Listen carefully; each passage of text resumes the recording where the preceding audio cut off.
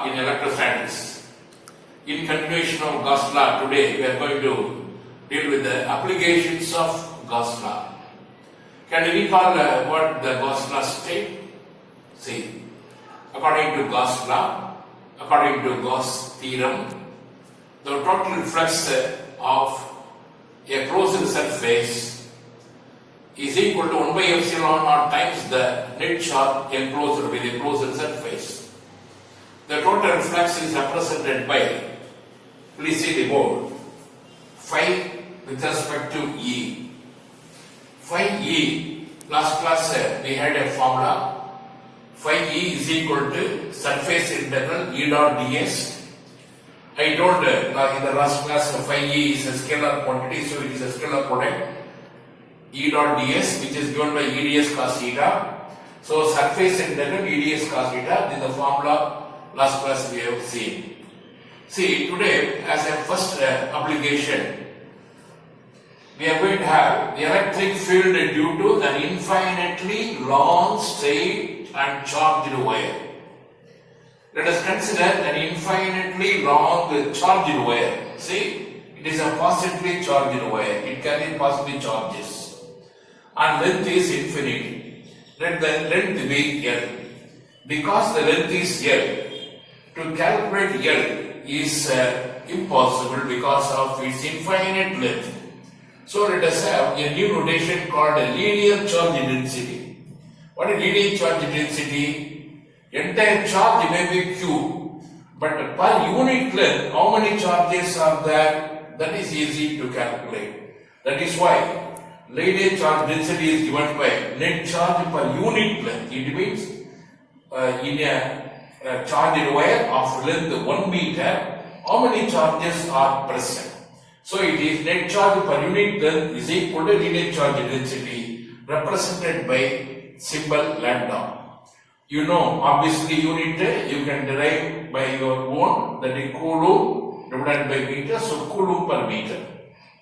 Now let us continue. The total flux, surface level EDS cos theta.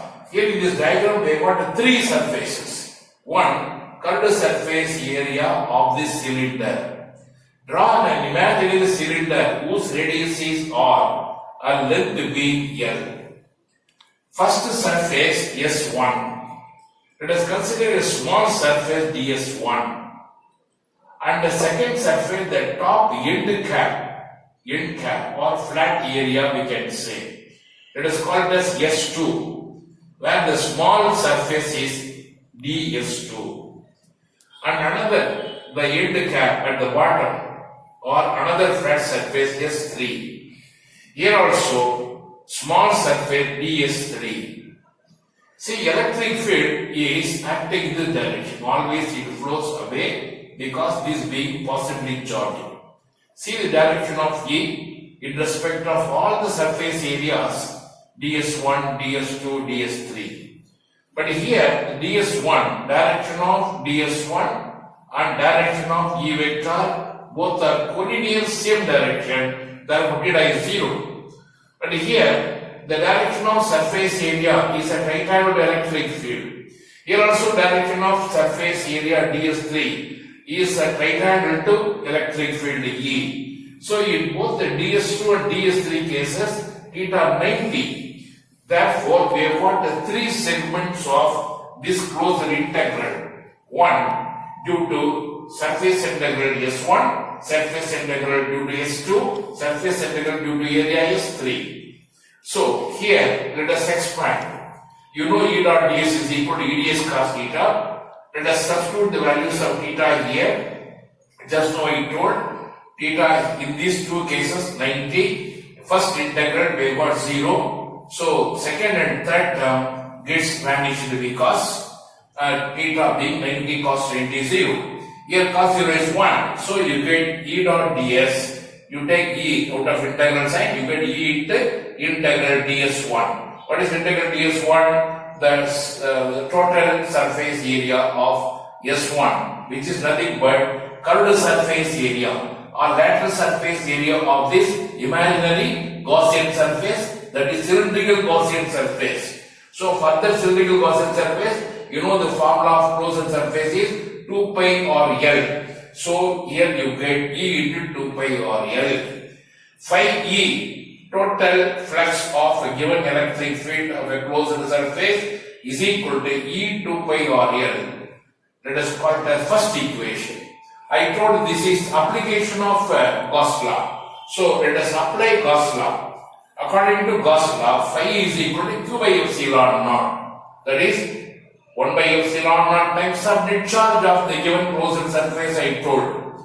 But Q equal to what? Q equal to lambda L. You know how you got? You get this from the original formula, lambda equal to Q by L. Cross multiply, you get Q equal to lambda L. So, second equation, you call it as phi E is equal to lambda L by epsilon naught. Compare both these two equations, you get E 2 pi R L is equal to lambda L by epsilon naught.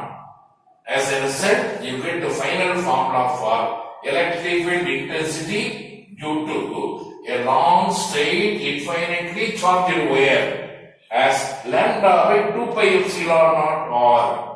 See, E depends on net charge. Don't ask where there is Q. It is lateral here because lambda is equal to Q by L. It is understood there is Q here. And inversely proportional to R, it remains. The electric field due to this infinitely charged wire is inversely proportional to the distance. The first conclusion. Second conclusion, the direction. What is the direction of electric field? Because electric field is a vector quantity. If the charged wire is positive, always electric field is outward. If the charged wire is otherwise, that is negative, the electric field is inward. That is how we can state the direction. My dear children, now let us switch on to second application of Gauss theorem. Now, so far we have dealt with an infinitely charged linear wire. Here, we are going to talk about an infinite plane surface area. Because it is infinite, area is very big. It is not possible to calculate A. Here also, we are going to take an important quantity called surface charge density. First case, we dealt with the linear charge density. Here, surface charge density.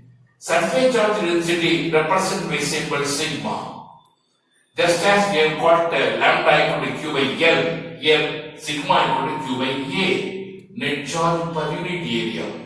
A may be infinite area, but in 1 square meter, how many charges are present? That is easy to calculate. That is how we have got this term. Surface charge density sigma is equal to Q by A. And you tell the unit on your own. Coulomb meter square, therefore coulomb per meter square. Now, this is, imagine a cylindrical Gaussian surface. On either side of this plate sheet, normal to this plate surface area. And let the cross-sectional area be ds vector. And the total area is A. Length on either side, consider 2 point P and P dash. P and P dash are equidistant on both the sides from the location of plane sheets. Therefore, P to P dash total length is 2R. Now we have got total flux is the sum of two individual integrals. First integral due to P at P, what is surface integral? E ds, E dot ds. Second integral at P dash, what is surface integral? E dot ds. Here also theta equal to 0. Why? Because E vector, ds vector are they not collinear and acting in the same direction? Therefore theta equal to 0. So when you substitute 0 on expansion, you get E ds cos 0. Therefore cos 0 is 1. Now you get this surface area of A. Integral ds is equal to A, therefore the phi A is equal to EA plus EA to EA.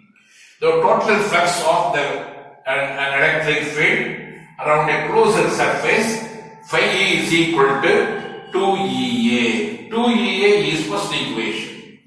According to Gauss Law, phi is equal to Q by epsilon naught. But Q equal to sigma A. Do you know how you got this? On cross multiply this sigma equal to Q by A, Q equal to sigma A. So substitute Q as sigma A. Call it the second equation. Compare 1 and 2. You get 2EA is equal to sigma A by epsilon naught. You want the E, formula for E. So electric field due to an infinite plane sheet of charge density sigma, E is equal to sigma by 2 epsilon naught. See, there is no R present. This R is not present. It means electric field is independent of the distance. Here also you can state the direction of electric field. Direction of electric field is outward due to positive charge. If it is negatively charged in a plane sheet, then E will be inward. My dear children, so far we have dealt with the two applications of Gauss Law. Again, there is an application of Gauss Law due to spherical shell. Now we will switch over to next application. Children, here comes the third application of Gauss Law. By way of third application, electric field due to a uniformly charged shell. You know what you mean by shell? It is hollow. Okay? It is not a solid inside. It is a hollow sphere. So consider an electric field due to a uniformly charged shell. Let the radius be capital R. Capital R is the radius of the given charged shell. Consider a point P outside this shell. The P is somewhere here at a distance of small r. The small r or radius, imagine there is a sphere. Okay, where the point P is laying on the surface of this imaginary sphere represented by dotted line. Now what is electric field? Let us calculate. Say, according to Gauss Law, phi is equal to surface integral E dot ds as per definition of flux.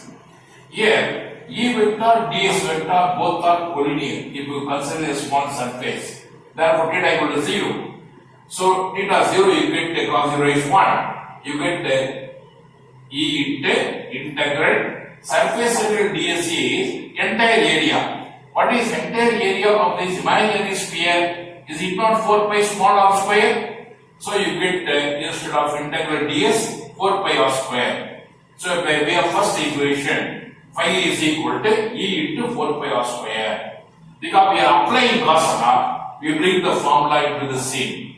Phi is equal to Q by epsilon naught. Compare both these two equations. You get as a result E into 4 pi r square is equal to Q by epsilon naught. On simplification, you get E equal to Q by 4 pi epsilon naught r square. On seeing the formula, what comes to our mind? Yes, very simple. Is it not the equation? Is it not the expression for electric field a point charge? Yes, very good. Say, that is how we can consider, though this spherical shell is charged, we consider as if the entire charge is concentrated only in the center. All the charges are accumulated only in the center. That is why same is the formula for both at a point outside the shell and due to a point charge. Now, we go to second application. Consider the point P is lying on the surface of the sphere itself. It means small r becomes capital R. Capital R is radius of the given spherical shell.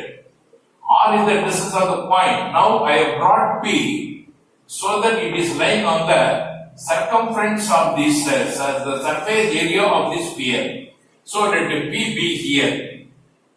Okay, imagine P is here. So instead of R, you put a capital R, you get the same formula. Like formula, you get E equal to Q by 4 pi epsilon R capital R square. On simplification, you get this. You know how? Because sigma equal to Q by A. A is 4 pi R square. So you get sigma by epsilon naught. For a numerical problem, this formula will be of greater use. So E equal to sigma by epsilon naught. Remember both these formulas. Now we go to third case in this spherical shell. Consider this point P. Inside this charged shell. Look here again. Consider this sphere is of radius capital R, but the point P is like inside this sphere. Always electric field is outward. Though it is charged, inside the sphere there is no charge. Inside the shell there is no charge at all. Therefore, inside Q is 0. And what is the distance of P from the center of the shell? We call it as R dash. So, as per the flux formula, phi is equal to surface integral E dot ds. E ds cos theta, E dot 0, cos 0 is 1. You get E into surface integral ds. Surface integral ds is entire area 4 pi R dash square. Surface area of this imaginary sphere. Now, this is first equation. Second equation, you bring Gauss law as we did in the previous case. Compare both the cases. As a result, you get E 4 pi R dash square is equal to Q by epsilon naught. But what is Q? Q equal to 0. Therefore, you get E into 4 pi R dash square is equal to 0. You know, E into something is equal to 0. Either E must be 0 or this must be 0. But the 4 pi R dash are all constant. Can it be 0? Never. E alone may be 0. Therefore, we come to a conclusion, electric field at any point inside the charged shell is always 0. See, it has got a fantastic application in our real life. At the time of lightning, you know what happens? Suppose you are traveling in a car or a bus. It is safer to remain inside the bus or car instead of rushing out of panic. Why? Because even if the bus or car is charged, only the outer surface of this closed car will be charged. Inside, it remains unaffected. So people are supposed to remain inside the charged shell or charged car or bus at the time of lightning. We should not, we are not supposed to rush out of the bus at the time of lightning out of panic. So this is how we apply this concept always in a charged shell. Inside, electric field is 0. So it is safer to remain inside the charged shell. So far, we have applied Gauss law in a number of examples. Let us go to next topic, next class. So stay with us. Thank you. All the best.